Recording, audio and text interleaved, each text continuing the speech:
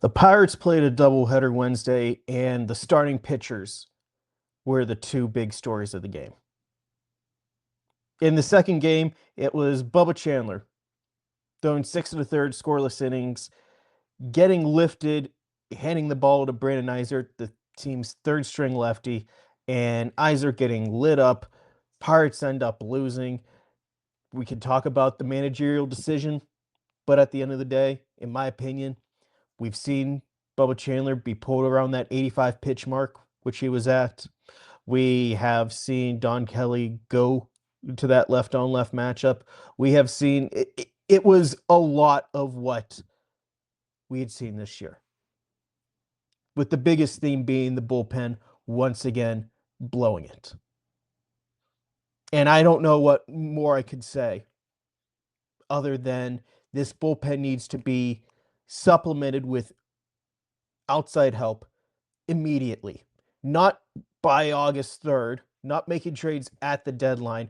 Every single day that goes by without a trade made to significantly improve this bullpen lowers this team's postseason chances significantly, because there are only so many times you can lose games like Wednesday. It can't be a weekly occurrence like it has been all year. But who wants to hear 15 minutes of that? I think I nailed that pretty sufficiently in 90 seconds. Today, we're going to talk about the starting pitcher from game one and how it's been a long, long time since we've seen Mitch Keller pitch like that. Not just the results, but the intent. Good morning and welcome to Offbeat here on North Shore 9, presented by FanDuel. My name is Alex Stumpf, and this is a daily look at your Pittsburgh Pirates. Mitch Keller really carried game one. It was just 5 innings, but they were scoreless. He was in the zone. There was only that one point whenever he walked a couple batters where Bill Murphy went out there.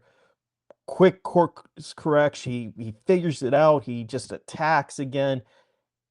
It'd been a long time since I've seen Mitch Keller attack with his fastball like that. It really reminded me of like that 2023 Mitch Keller. And I know that 2023 Mitch Keller struck out over 200 batters. He had the extra zip on the fastball. He was throwing more sweepers. He was doing a lot of stuff differently. But he at that time was a power pitcher. Keller was at 93.5 miles per hour for his average four-seam velocity. That's right in line with his season average on Wednesday. It's less than what we saw in 2023. So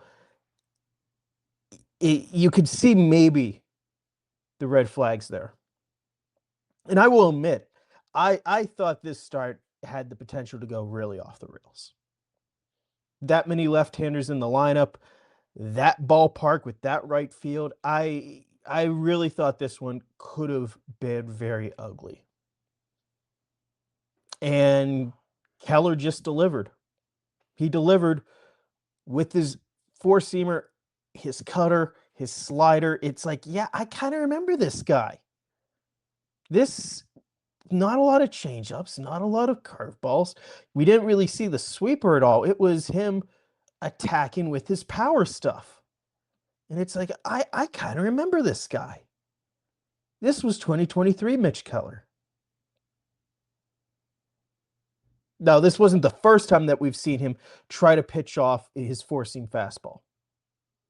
Some of the concessions we've seen in this pitch mix have been trying to cater to a more four-seam approach, because the sinker has just not been a good pitch this year. And we've talked about how that has created problems elsewhere. His sweeper needs that sinker. It creates a good tunnel. It creates good opportunities. The changeup needs the sinker. Like the sinker's not a great pitch by itself. It just makes everything better. It enhances the entire arsenal. And we had seen the last couple starts, him trying to throw more sinkers. He really went in. It seemed like he was trying to get that pitch right. This time around, it seemed more like he was just leading into the four seam. Just attack. See what happens. And you know what happened? He got a whiff on 7 different pitches. Like, he really just went hard in this game. And I can't think of too many times the last couple years where we've seen this approach from Keller. Because Keller has matured as a pitcher over the years. We have seen him use the off-speed stuff more. We've seen him use the breaking stuff more. Like, I think Keller, I mean, he put up better results in 22, 23. He was an all-star in 23. But in terms of being like an actual pitcher, that maturation process, I like that in 24 and 25. I think you can make a case that 24, 25 Keller was a better pitcher, where 22, 23 Keller was a better thrower. And this really struck me as thrower Keller. And whenever your fastball's averaging 93 and a half, I get that could be a recipe for disaster. But you know what? He pitched with intent. He was on the attack the entire time. Just that weird blip that, Murphy goes out and he's right back on track. It really struck me. It's like, he didn't really use the bottom third of the zone at all. Whenever he would go low, he'd also be going, to his glove side. Those are sliders. He is getting out of the zone. He's not trying to throw that in the bottom third of the zone. He's trying to get a chase. And he's attacking up and in with, like fastballs and the cutters. And it's like, you know what? This wasn't the guy we were seeing earlier this year. Because we have seen, that more four-seam approach, but he would still use the bottom third of the zone. He would still try to attack, like the whole zone here. This, he kind of really leaned into lanes.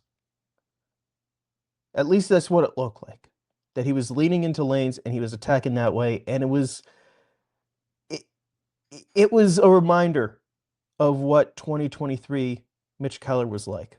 I don't think this is, a giant, oh, he's 100% back type of start. I don't want to present it like that. But I saw, you see the dog in him. And he came out, and that was a much needed start. We're going to take a quick break. We'll be right back. This episode is brought to you by IQ Bar, our exclusive snack hydration sponsor. IQ Bar protein bars, IQ Mix hydration mixes, and IQ Joe mushroom coffees are the delicious, low-sugar, brain and body fuel you need to win your day.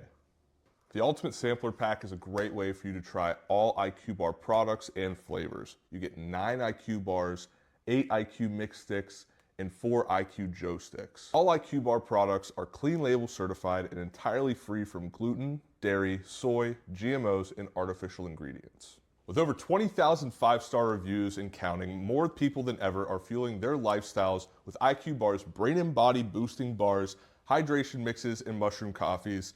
The Ultimate Sampler Pack includes all 3. My personal favorites so far have been the almond butter chip and the iced tea lemonade hydration mix. It's just really full of flavor.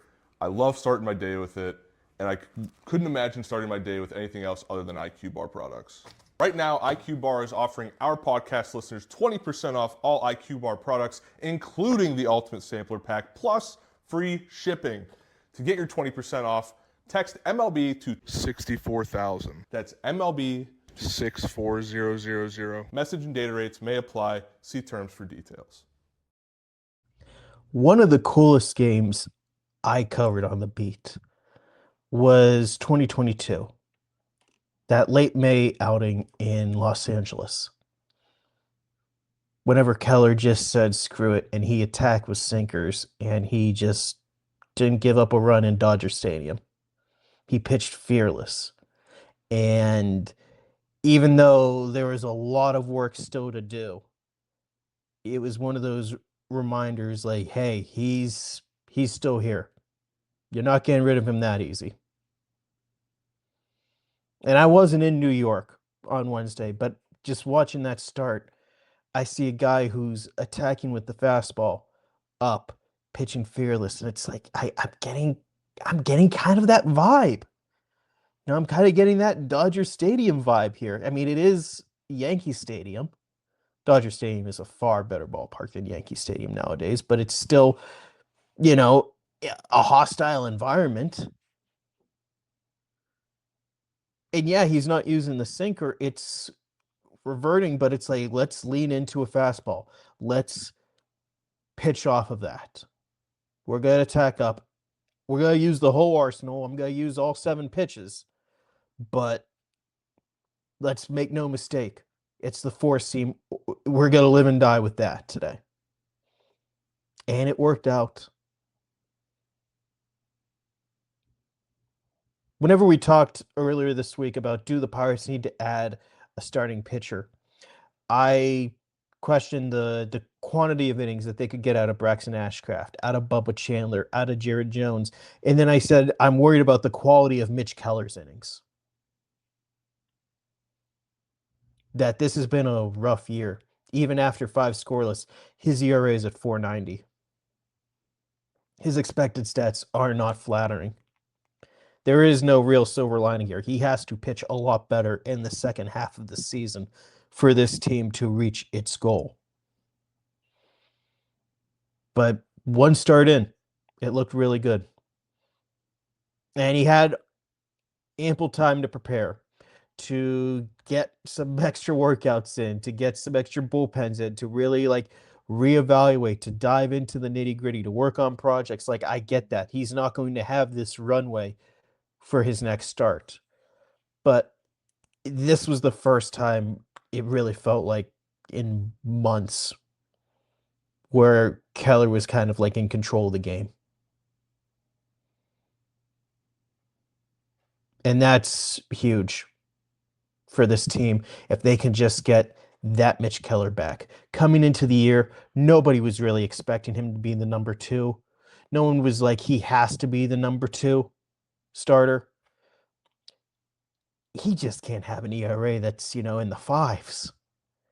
He needs to be able to go out there and prove to his bullpen, to his coach, I can go 5 innings. I could go 6 innings. I can go 7 innings. They could do that and just save, well, I don't know if it's save the bullpen or just don't ask the bullpen. Because again, that whole, monologue we had at the beginning, how this bullpen needs drastically improved immediately or no postseason, period, full stop. Yeah, remember that. But if Keller could go deeper into games, you're taxing the bullpen less. You are showing why you were paid the largest contract for a pitcher in franchise history. This was a big game. There is a long road still to go. There's still a lot that he still needs to do. But I really like this piece of baseball wisdom that former hitting coach Andy Haynes had. And it takes a long time to have a good season. It takes a long time to have a bad season. And I love that because long time to have a good season, it's don't rest on your laurels. This could go sideways, and everything that you did the first 4 months of the year, you can undo it if you don't run through the bag. And it takes a long time to have a bad season. Through all the junk that you could go through, you could still finish strong. Let's see if Keller has that in him right now. Thank you so much for listening to Offbeat here on North Shore 9, presented by FanDuel. If you haven't already, be sure to subscribe wherever you find podcasts, or check us out on YouTube if you want to see my smiling face. No more doubleheaders for a while. How about that? Let's see how long they could go without one. Thank you so much for listening. We will talk again tomorrow. All right, that wraps up this episode of North Shore 9. Thanks so much for tuning in, whether you're listening on the podcast or catching us on YouTube. If you enjoyed the show, please give this video a thumbs up, and don't forget to hit that subscribe button if you haven't already. It really helps us grow. And if you're listening on the podcast, a quick review goes a long way in helping others find the show. Plus, be sure to tell a friend about us. There's always room for more here in the NS9 community. And for those looking to support us a little more, consider joining our Patreon, become an MVP member, and get exclusive perks while helping us continue to bring you more of the Pirates content you love. Thanks again for all your support, and let's go Bucks.